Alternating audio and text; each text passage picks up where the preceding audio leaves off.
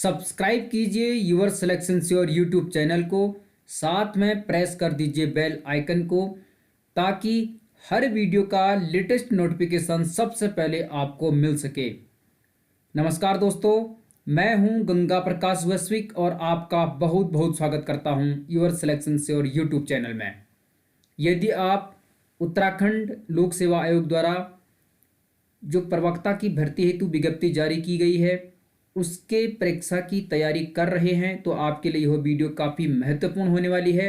इस वीडियो को आप अंत तक देखें क्योंकि मैंने इस वीडियो में वर्ष 2013 में जो प्रवक्ता की भर्ती उत्तराखंड में आई थी और जिसकी परीक्षा 2014 में आयोजित हुई थी, उस परीक्षा के स्क्रीनिंग पेपर को यहाँ पर लेकर आया हूँ और आज के इस वीडियो में हम जानेंगे शिक्षण अभिरुचि यानी टीचिंग एप्टीट्यूड से संबंधित प्रश्न। यह पेपर 5 खंडों में विभक्त है जिसमें सामान्य अध्ययन, राज्य संबंधी ज्ञान, शिक्षण अभिरुचि,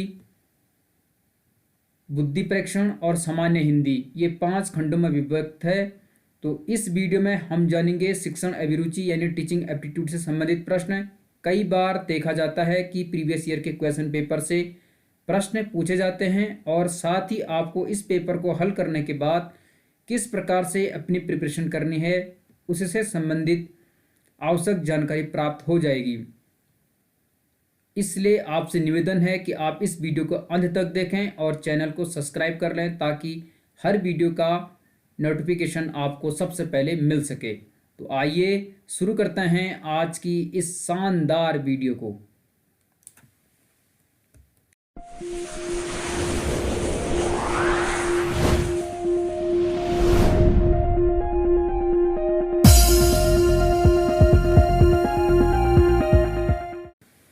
जैसे कि आपको स्क्रीन पर दिखाई दे रहा है, परीक्षा का वर्ष 2014 प्रश्न पुस्तिका ए सेट है ये, और ये 5 खंडों में विभक्त था। इसके लिए टाइम 2 घंटे था और पूर्णांक 150 था और 150 प्रश्न इसमें दिए गए थे। तो इसके बारे में आज हम जानेंगे। शिक्षण अभिरुचि के सारे प्रश्नों को विस्तार से चर्चा करेंगे। इसमें माइनस मार्किंग का प्रावधान भी था, जैसे कि यहाँ पर दिखाई दे रहा है कि 1/4 दंड के रूप में काट दिया जाएगा। तो ये इसमें निगेटिव मार्किंग यानी ऋणात्मक मूल्यांकन पद्धति थी। बाकी इम्पोर्टेंट इन्फॉर्मेशन जानने की ज़रूरत हमें यहाँ पर नहीं है। तो हम जानते हैं शिक्षण अभिरुचि यहाँ पर आपको दिखाई दे रहा है। प्रश्नों को विस्तार से समझने की कोशिश करेंगे। प्रश्न नंबर 71 यहाँ से शिक्षण अभिरुचि प्रारंभ है। पहला प्रश्न आपको दिखाई दे रहा है, इसमें एडुसेट प्रक्षेपित किया गया था। इस प्रश्न का सही जवाब होगा 2004 में। एडुसेट एक सैटेलाइट है जो शिक्षा से संबंधित है, तो इसका परीक्षण किया गया था 2004 में, इसे लॉन्च किया गया था। तो इसका सही जवाब होगा वर्ष 2004। काफ़ी इंपॉर्टेंट प्रश्न है। अगला प्रश्न है, ओवरहेड प्रोजेक्टर होता है, ये आपने देखा होगा, बीएड यदि आपने किया है तो ओवरहेड प्रोजेक्टर आपने उसमें देखा होगा। इस प्रश्न का सही उत्तर होगा कठोर शिल्प। कठोर शिल्प इसका सही जवाब है। तो आप इस प्रश्न को समझ सकते हैं। आगे बढ़ते हैं, हम विस्तार से चर्चा करेंगे इसके अंतर्गत और क्या क्या पूछा जाएगा ताकि आप इसे आसानी से समझ सकें। जैसे कि आपको स्क्रीन पर दिखाई दे रहा है अगला प्रश्न 73 नंबर का प्रश्न है, शिक्षा बिना बोझ के, एजुकेशन विदाउट बर्डन, ये प्रश्न कई बार पूछा जाता है, नामक रिपोर्ट प्रस्तुत की थी।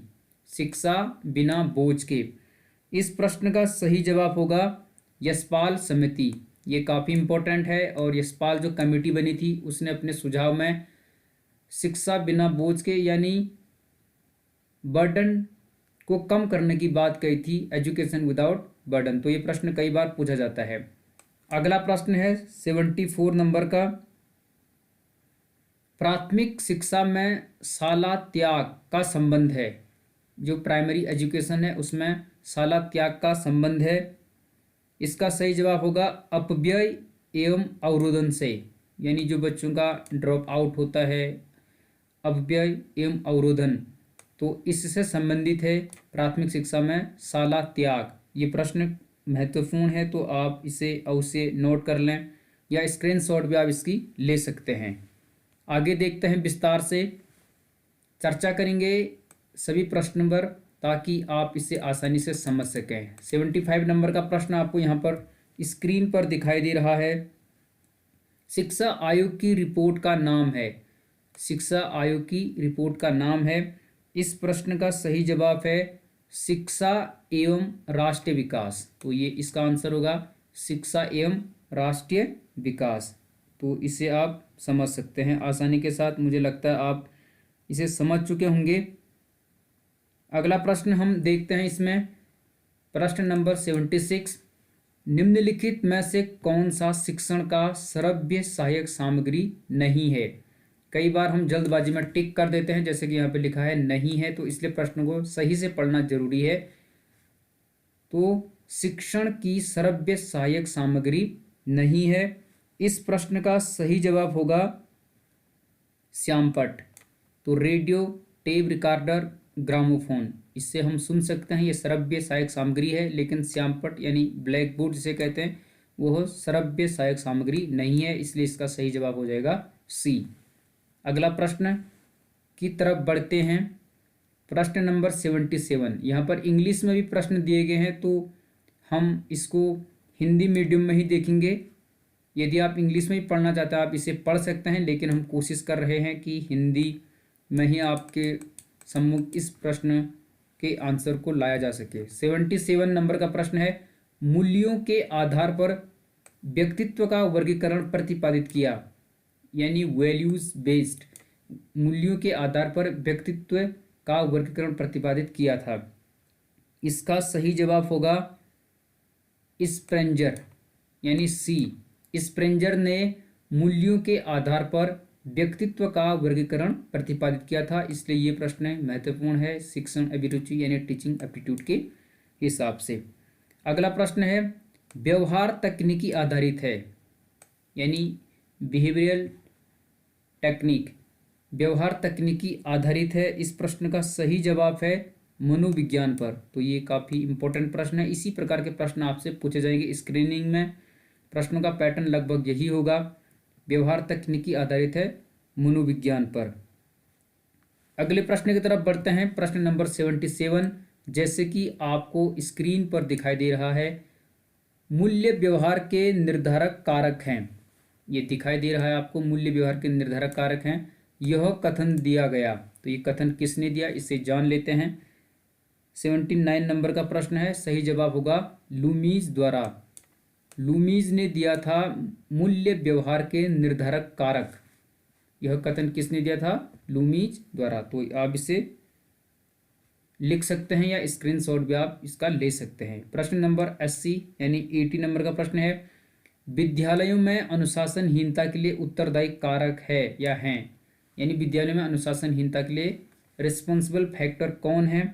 इस प्रश्न का सही जवाब होगा उपर्युक्त सभी, यानी डी। जैसे दोषपूर्ण शिक्षण विधियाँ, दोषपूर्ण शिक्षण विधियाँ, अध्यापकों में नेतृत्व की कमी, यानी टीचर्स में लीडरशिप की कमी, मूल्यों की कमी, वैल्यूज़ की कमी, तो उपर्युक्त सभी। तो ये तीनों फैक्टर हैं जो विद्यालय में अनुशासनहीनता के लिए रिस्पॉन्सिबल हैं, तो सही जवाब हो जाएगा उपर्युक्त सभी। तो आप इसे ध्यान में रखिएगा। अगले प्रश्न की तरफ बढ़ते हैं, प्रश्न नंबर 81, जैसे कि आपको स्क्रीन पर दिखाई दे रहा है। 81 नंबर का प्रश्न है, प्रधानाध्यापक का मुख्य कार्य है, यानी प्रिंसिपल का मुख्य कार्य क्या है। इसका सही जवाब होगा उपर्युक्त सभी। तो विद्यालय का प्रबंधन यानी स्कूल मैनेजमेंट, पर्यवेक्षण यानी सुपरविजन, और प्रशासन एडमिनिस्ट्रेशन, साथ ही उपर्युक्त सभी। तो सही उत्तर होगा उपर्युक्त सभी। तो विद्यालय प्रबंधन हो गया, पर्यवेक्षण हो गया, प्रशासन हो गया, ये सभी कार्य हैं, इसलिए सही जवाब होगा उपर्युक्त सभी। अगला प्रश्न है, ऑपरेशन ब्लैक बोर्ड संबंधित है। ये प्रश्न कई बार पूछा जा चुका है, ऑपरेशन ब्लैक बोर्ड। तो इसका सही उत्तर है प्राथमिक शिक्षा से। 82 नंबर का प्रश्न है, 82 नंबर का। तो प्राथमिक शिक्षा से संबंधित है ऑपरेशन ब्लैक बोर्ड, जो 1986 की शिक्षा नीति थी, राजीव गांधी जब प्रधानमंत्री थे उनके कार्यकाल में यह नीति आई थी। तो प्राथमिक शिक्षा से संबंधित है ऑपरेशन ब्लैक बोर्ड। तो ये प्रश्न भी महत्वपूर्ण है, इसलिए आप इसे नोट कर सकते हैं या इसका स्क्रीनशॉट ले सकते हैं वीडियो को पॉज करके। अगला प्रश्न देखते हैं, मूल्य ह्रास का एक कारण हो सकता है। ये दिखाई दे रहा होगा आपको स्क्रीन पर, मूल्य ह्रास का एक कारण है। इस प्रश्न का सही उत्तर होगा जनसंख्या विस्फोट। तो ये काफ़ी इंपॉर्टेंट है। और भी ऑप्शन है, अधिक शिक्षा, धनी होना, वैज्ञानिक जागरूकता। ये तो नहीं हो सकते तीनों, इसलिए इसका सही उत्तर है जनसंख्या विस्फोट। तो मूल्य ह्रास का एक कारण हो सकता है जनसंख्या विस्फोट। अब अगले प्रश्न हम देखते हैं 84 हिंदी मीडियम में।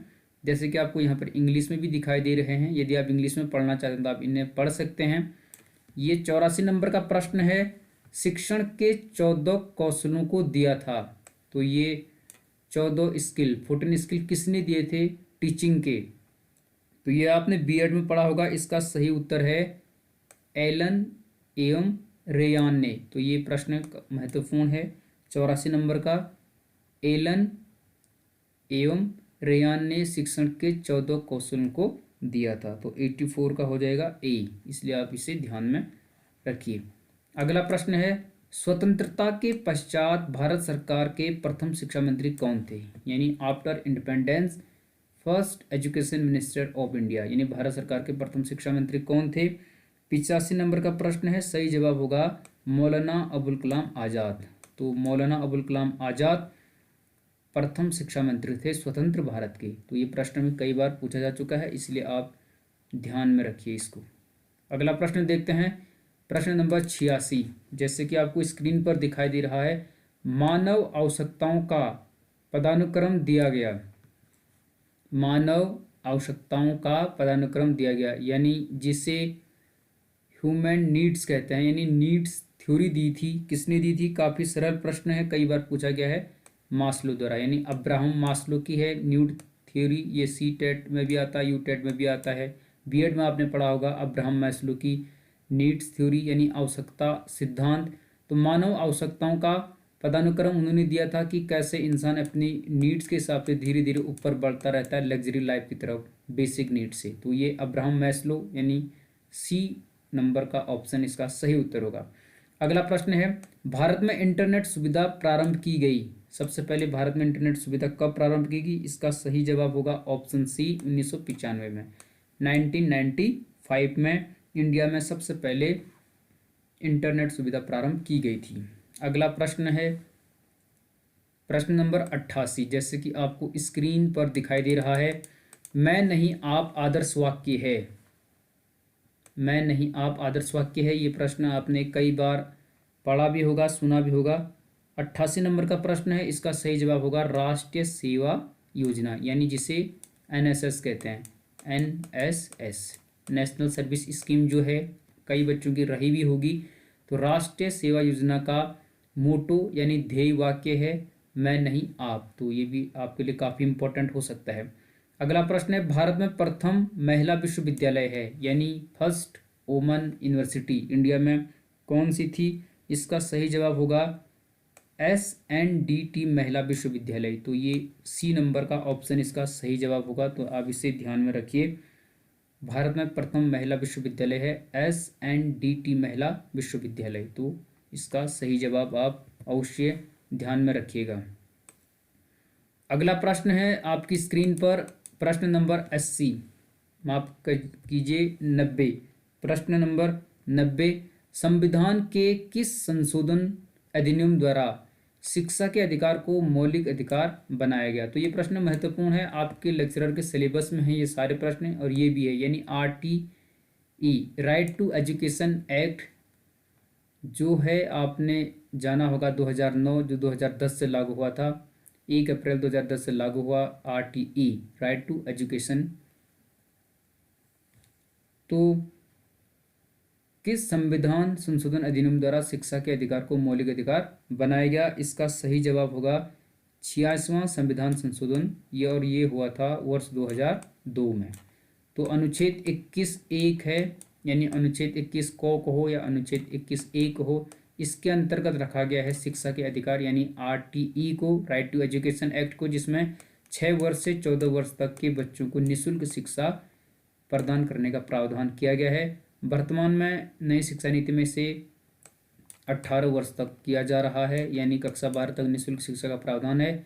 अभी कक्षा 1 से कक्षा 8 तक निःशुल्क शिक्षा का प्रावधान किया गया, जो कि 86वां संविधान संशोधन 2002 में हुआ था। और इस प्रकार से शिक्षा को 6 से 14 वर्ष तक के बच्चों के लिए फंडामेंटल राइट्स बनाया गया, जिससे अनुच्छेद 21A में रखा गया है। तो ये प्रश्न महत्वपूर्ण है और आपके सिलेबस से मैच करता है। अगला प्रश्न देखेंगे हम, इंग्लिश पैटर्न है और हम हिंदी की तरफ बढ़ते हैं। यहाँ पर आपको दिखाई दे रहा होगा स्क्रीन पर, आप देख सकते हैं प्रश्न नंबर 91 यानी 91 नंबर का प्रश्न है। निम्नलिखित आयोगों में से किसने ग्रामीण विश्वविद्यालयों की स्थापना का सुझाव दिया, यानी रूरल यूनिवर्सिटी, किसने ग्रामीण विश्वविद्यालयों की स्थापना का सुझाव दिया था। कई बार नहीं दिया था आता है, इसलिए आपको प्रश्न को ध्यान से पढ़ना है। तो 91 प्रश्न का सही जवाब होगा राधा कृष्णन आयोग, यानी स्वतंत्र भारत में बना यह पहला आयोग था। तो इन्होंने ग्रामीण विश्वविद्यालयों की स्थापना का सुझाव दिया था। सर्वपल्ली राधाकृष्णन की अध्यक्षता में यह आयोग गठित हुआ था और इन्होंने ग्रामीण विश्वविद्यालयों की स्थापना का सुझाव उस सिफारिश में अपने सुझाव दिए थे। 92 प्रश्न दिखाई दे रहा है, मुदालियर आयोग का कार्यक्षेत्र क्या था। तो 4 ऑप्शन आपको दिखाई दे रहे हैं। सही जवाब होगा माध्यमिक शिक्षा। तो जो सेकेंडरी एजुकेशन थी, सेकेंडरी एजुकेशन कक्षा 6 से कक्षा 12 तक होती है अक्सर, या 9 to 12 भी आप कह सकते हैं। तो प्राइमरी के बाद सेकेंडरी और फिर हायर एजुकेशन, यानी 3 चरण इंडिया में होते हैं। तो माध्यमिक शिक्षा से संबंधित था मुदालियर आयोग।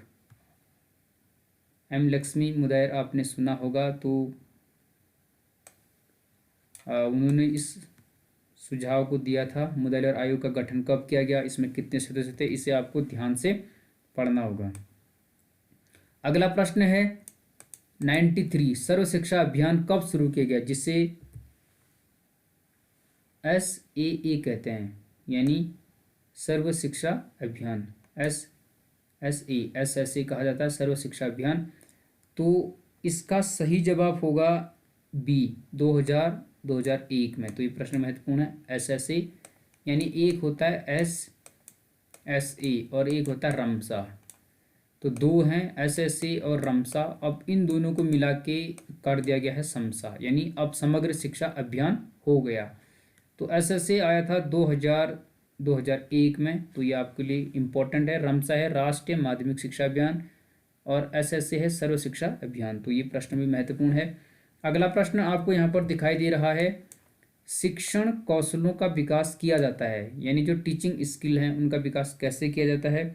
इसका सही जवाब होगा सूक्ष्म शिक्षण द्वारा, यानी जो माइक्रो टीचिंग होती है, एक मैक्रो एक माइक्रो होती है। माइक्रो यानी सूक्ष्म, जो आपने B.Ed में भी किया होगा माइक्रो टीचिंग, फिर बाद में मैक्रो हम करते हैं जब आप टीचर बन जाते हो। तो छोटी छोटी क्लास पढ़ाने के लिए आप इंटर कॉलेज गए होंगे, तो उससे माइक्रो टीचिंग कहते हैं। तो शिक्षण स्किल यानी टीचिंग स्किल को डेवलप करने के लिए सूक्ष्म शिक्षण किया जाता है। तो ये प्रश्न यहाँ पर दिया गया है, जिसका सही उत्तर B होगा। अगला प्रश्न देखते हैं, प्रश्न नंबर 95 आपको दिखाई दे रहा है स्क्रीन पर। प्राथमिक शिक्षा में अपव्यय एवं अवरोधन की समस्या की ओर सबसे पहले ध्यान खींचा था, यानी जो प्राइमरी एजुकेशन है उसमें अपव्यय एवं अवरोधन की समस्या की ओर सबसे पहले ध्यान किसने खींचा था। इस प्रश्न का सही जवाब होगा हरटोग समिति ने, यानी C ऑप्शन इसका सही होगा। 95 का C, हरटोग समिति ने सबसे पहले प्राथमिक शिक्षा में अपव्यय एवं अवरोधन की समस्या की ओर अपना ध्यान खींचा था। अगला प्रश्न है, राष्ट्रीय साक्षरता मिशन यानी नेशनल लिटरेसी मिशन प्रारंभ किया गया। काफ़ी इम्पोर्टेंट प्रश्न है और इसका सही जवाब होगा D, 1988 में। तो ये प्रश्न में कई बार पूछा जा चुका है, राष्ट्रीय साक्षरता मिशन 1988। तो इसलिए आप इसे ध्यान में रखिए। अगला प्रश्न देखते हैं 97 आपको दिखाई दे रहा है, प्रश्न नंबर 97। इस प्रश्न का सही उत्तर क्या है इसे भी जानेंगे। प्रश्न है, विश्वविद्यालय अनुदान आयोग की स्थापना की सिफारिश किसने की थी। विश्वविद्यालय अनुदान आयोग यानी यूनिवर्सिटी ग्रांट कमीशन जिसे कहा जाता है, उसकी स्थापना की सिफारिश किसने की थी? इस प्रश्न का सही जवाब है राधाकृष्णन आयोग ने, यानी सर्वपल्ली राधाकृष्णन की अध्यक्षता में इस आयोग की स्थापना की गई थी। तो इन्होंने सिफारिश की थी विश्वविद्यालय अनुदान आयोग यानी यूनिवर्सिटी ग्रांट कमीशन की। तो इसलिए ये काफ़ी इंपॉर्टेंट प्रश्न है जो कई बार एग्जाम में पूछा जाता है। आगे देखते हैं, हिंदी मीडियम की तरफ बढ़ने की कोशिश करेंगे हम। अंग्रेजी माध्यम भी यहाँ पर है, यदि आप अंग्रेजी माध्यम में पढ़ना चाहते हो तो आप देख सकते हैं, स्क्रीन पर आपको प्रश्न दिखाई दे रहे हैं, तो आप देखिए। ये यहाँ पर हिंदी में प्रश्न नंबर 98, विद्यालय का आंतरिक अनुशासन संभाला जाता है, यानी जो स्कूल का इंटरनल डिसिप्लिन होता है संभाला जाता है। तो 4 ऑप्शन यहाँ पर दिखाई दे रहे हैं।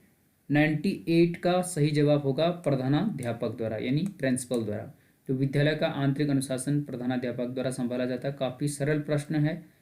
अगला प्रश्न है 99, एनसीटीई को किस वर्ष में एक वैधानिक संस्था घोषित किया गया? इसका सही जवाब होगा 1993, 1993। तो ये प्रश्न कई बार महत्वपूर्ण है, यानी NCTE इसे कहते हैं national council for teacher education, जो एक बड़ी संस्था है पूरे भारतवर्ष में शिक्षा के लिए, यानी national council for teacher education के लिए जो टीचर्स खासकर जो बीएड के पाठ्यक्रम होते हैं, डीएलएड होते हैं, तो एनसीटीई और एमएचआरडी द्वारा मान्यता प्राप्त विश्वविद्यालयों को ही इसे करवाने की अनुमति मिलती है। तो एनसीटीई को वैधानिक संस्था के रूप में घोषित किया गया था 1993 में, जो कि काफ़ी इम्पोर्टेंट प्रश्न है। अगला प्रश्न है प्रश्न नंबर 100। बाकी प्रश्नों को हम अन्य वीडियोज़ में लाते रहेंगे, राज्य संबंधी ज्ञान, हिंदी वगैरह जो भी है लाते रहेंगे। प्रश्न है, निम्न में से किस शहर में एनसीटीई का क्षेत्रीय कार्यालय नहीं है? तो जैसे कि यहाँ पे लिखा है नहीं है, तो किस शहर में एनसीटीई का क्षेत्रीय कार्यालय नहीं है, यानी national council for teacher education?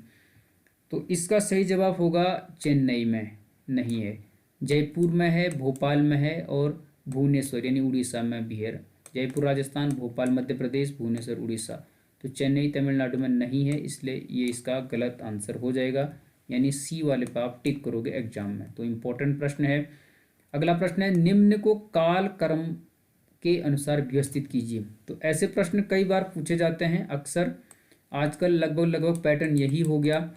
तो निम्न को काल क्रम के अनुसार व्यवस्थित कीजिए, तो इसके लिए आपको सन याद होने चाहिए कि कौन सी घटना कब की है, तब आप उसे सही मैच कर पाओगे।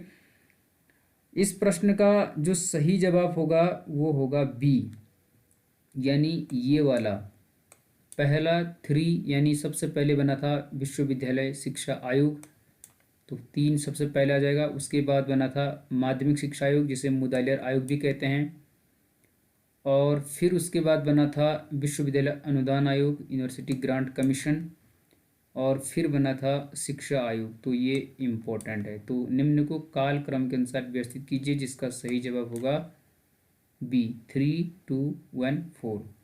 तो 101 है प्रश्न नंबर, इसका सही जवाब होगा ऑप्शन बी। तो ध्यान रखिएगा। अब देखते हैं प्रश्न संख्या 102। जैसे कि आपको स्क्रीन पर दिखाई दे रहा है, निम्नलिखित में से कौन प्रदर्शन कौशल से संबंधित नहीं है? तो ये प्रश्न को ध्यान से देखना है। निम्नलिखित में से कौन प्रदर्शन कौशल से संबंधित नहीं है? इस प्रश्न का सही जवाब होगा अनुमोदन, ऑप्शन डी। छात्र सहभागिता प्रदर्शन कौशल से संबंधित है। उपकरणों एवं शिक्षण सहायक सामग्री का प्रयोग, ये भी प्रदर्शन कौशल से संबंधित है। और प्रदर्शन का दृष्टिगोचर होना ये भी है, लेकिन अनुमोदन इससे नहीं होगा, तो इसलिए सही जवाब होगा अनुमोदन, ऑप्शन डी। अगला प्रश्न है, तकनीकी के 3CS का अर्थ है, यानी 3 C's क्या है, 3 C क्या है? तो इसका सही जवाब होगा बी, कंप्यूटर, पाठ्यवस्तु एवं संप्रेषण तकनीकी, यानी C से कंप्यूटर, C से करिकुलम और C से कम्युनिकेशन। तो कंप्यूटर, पाठ्यवस्तु एवं संप्रेषण तकनीकी है 3 C's। तो 3 C हैं, कंप्यूटर, करिकुलम और कम्युनिकेशन। तो ये भी आपको ध्यान रखना है, प्रश्न के पैटर्न को समझना है कि किस प्रकार का प्रश्न पूछ रहा है और उसका टारगेट क्या है। तो मुझे लगता है ये समझ में आ गया होगा आपके कि किस प्रकार से प्रश्न वहाँ पर पूछे जाते हैं। बाकी ये अंग्रेजी माध्यम में फिर प्रश्न यहाँ पर हैं और हम आगे देखते हैं कि क्या क्या इसमें फिर से पूछा जाएगा। तो 104 नंबर का प्रश्न आपको स्क्रीन पर दिखाई दे रहा है। निम्नलिखित में से कौन सी परिमाणात्मक मापन की विशेषता नहीं है? इस प्रकार के प्रश्न पूछे गए हैं। परिमाणात्मक मापन की विशेषता नहीं है। 104 का सही जवाब होगा आत्मनिष्ठता। शून्य बिंदु वस्तुनिष्ठता, निश्चित एवं पूर्णतः मूल्य की इकाइयाँ, ये तो सभी होंगी, लेकिन परिमाणात्मक मापन की विशेषता नहीं है आत्मनिष्ठता। तो ये टीचिंग एप्टीट्यूड के ऐसे प्रश्न आने की संभावना बनी रहती। तो इसका सही जवाब ऑप्शन बी आत्मनिष्ठता। प्रश्न नंबर 105, 10+2+3 शिक्षा व्यवस्था को लागू किया, यानी 10+2+3 शिक्षा व्यवस्था को लागू किया। 10 के बाद 2, फिर 12 और फिर उसके बाद 3, ये किसने दिया था? 105 नंबर का प्रश्न है। राष्ट्रीय शिक्षा नीति 1986 के अनुसार, जो कि राजीव गांधी जब प्रधानमंत्री थे उनके कार्यकाल में शिक्षा नीति आई थी, नवोदय विद्यालय की स्थापना हुई थी, ऑपरेशन ब्लैक बोर्ड आया था। तो राष्ट्रीय शिक्षा नीति 1986 के अनुसार 10+2+3 का फॉर्मूला लागू किया गया था शिक्षा व्यवस्था में। तो ये इंपॉर्टेंट प्रश्न है, इसका सही जवाब होगा ऑप्शन बी राष्ट्रीय शिक्षा नीति 1986 के अनुसार। तो ध्यान रखिए, इसी प्रकार के प्रश्न इस बार भी पूछे जाएंगे। हो सकता है इन्हीं में से कई प्रश्न रिपीट होंगे। राष्ट्रीय ज्ञान आयोग के अध्यक्ष थे। तो राष्ट्रीय ज्ञान आयोग के अध्यक्ष कौन थे? 106 नंबर का प्रश्न है, श्री सैम पित्रोदा। ये ए नंबर का विकल्प सही होगा। राष्ट्रीय ज्ञान आयोग के अध्यक्ष थे श्री सैम पित्रोदा। तो इसलिए आप इसे अवश्य याद रखें, नोट कर लीजिए, वीडियो को पॉज करके आप स्क्रीनशॉट भी ले सकते हैं। प्रश्न नंबर 107, पुनर्निर्देशन किस शिक्षण कौशल का घटक है? तो पुनर्निर्देशन यानी री इंस्ट्रक्शन किस शिक्षण कौशल, कौन सी टीचिंग स्किल का घटक है, फैक्टर है? तो 107 नंबर का प्रश्न है, इसका सही जवाब होगा खोजपूर्ण प्रश्न पूछने का कौशल। तो पुनर्निर्देशन किस शिक्षण कौशल का घटक है? खोजपूर्ण प्रश्न पूछने का कौशल। यानी जब बच्चे को हम खोजपूर्ण प्रश्न पूछने का स्किल यूज करते हैं तो उससे पुनर्निर्देशन कहा जाता है। तो इसलिए आप इसे ध्यान में रखिए और इसी प्रकार के प्रश्न आपको पढ़ने होंगे, प्रिपरेशन करनी होगी। अगला प्रश्न है, अनुशासनहीनता के निवारण हेतु किस उपागम का प्रयोग करना चाहिए? जब अनुशासनहीनता स्कूल में होती तो उसके निवारण हेतु किस उपागम का उपयोग किया जाना चाहिए? इस प्रश्न का सही जवाब होगा सी, सुधारात्मक एवं निरोधात्मक। तो ये दोनों होंगे। कई बार हम कंफ्यूज हो जाते हैं कि सुधारात्मक है, निरोधात्मक है, दमनात्मक है। तो सही जवाब होगा सुधारात्मक एवं निरोधात्मक। अनुशासनहीनता के निवारण के लिए इस उपागम का प्रयोग किया जाना चाहिए। अगला प्रश्न है, राष्ट्रीय उच्चतर शिक्षा अभियान प्रारंभ किया गया, यानी राष्ट्रीय उच्चतर शिक्षा अभियान का तात्पर्य हायर एजुकेशन से संबंधित है। और 109 नंबर का प्रश्न सही उत्तर होगा मानव संसाधन विकास मंत्रालय द्वारा, जिसे MHRD कहा जाता था, अब उसे शिक्षा मंत्रालय कहा जा रहा है। तो ministry of human resource and development मंत्रालय द्वारा इसे प्रारंभ किया गया था। ठीक है, तो इसे रूसा कहते हैं, राष्ट्रीय उच्चतर शिक्षा अभियान। ये हायर एजुकेशन के लिए ग्रांट देता है। तो रूसा, SSA और रमसा समसा ये माध्यमिक के लिए हैं, और जो रूसा है राष्ट्रीय उच्चतर शिक्षा अभियान वो हायर एजुकेशन के लिए है, और मानव संसाधन विकास मंत्रालय द्वारा इसे प्रारंभ किया गया था।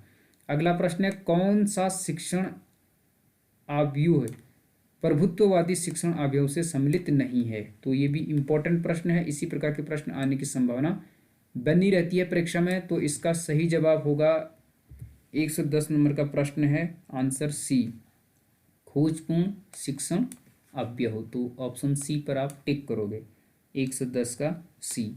तो कौन सा शिक्षण अव्यूह प्रभुत्ववादी शिक्षण अव्यूह में सम्मिलित नहीं है? खोज शिक्षण अव्यूह तो नहीं है, यहाँ पर आया है। इसलिए जैसे अनुवर्ग शिक्षण अव्यूह है, अभिकर्मित अनुदेशन है, तो ये दो तो उसी से संबंधित हैं प्रभुत्ववादी शिक्षण अव्यूह से, लेकिन जो खोज शिक्षण अव्यूह है यह सम्मिलित नहीं है इस वाली अव्यूह से। तो इसका सही जवाब ऑप्शन सी होगा। तो मुझे लगता है आज की वीडियो आपको काफ़ी पसंद आएगी, शिक्षण अभिरुचि से संबंधित यानी टीचिंग एप्टीट्यूड से संबंधित। यदि ये वीडियो आपको पसंद आती तो आप इस वीडियो को लाइक करें, चैनल को सब्सक्राइब करें, दूसरों को शेयर भी करें। अगली वीडियो में हम उत्तराखंड सामान्य हिंदी और सामान्य अध्ययन रीजनिंग से संबंधित प्रश्न लेकर आएंगे, पुराने पेपर्स से संबंधित, ताकि आपकी प्रिपरेशन को आसान बनाया जा सके। तो बने रहिए गंगा प्रकाश वैश्विक के साथ। आपका बहुत बहुत धन्यवाद। मिलते हैं अगली वीडियो में, तब तक के लिए all the best, be happy, smiley also. Thank you.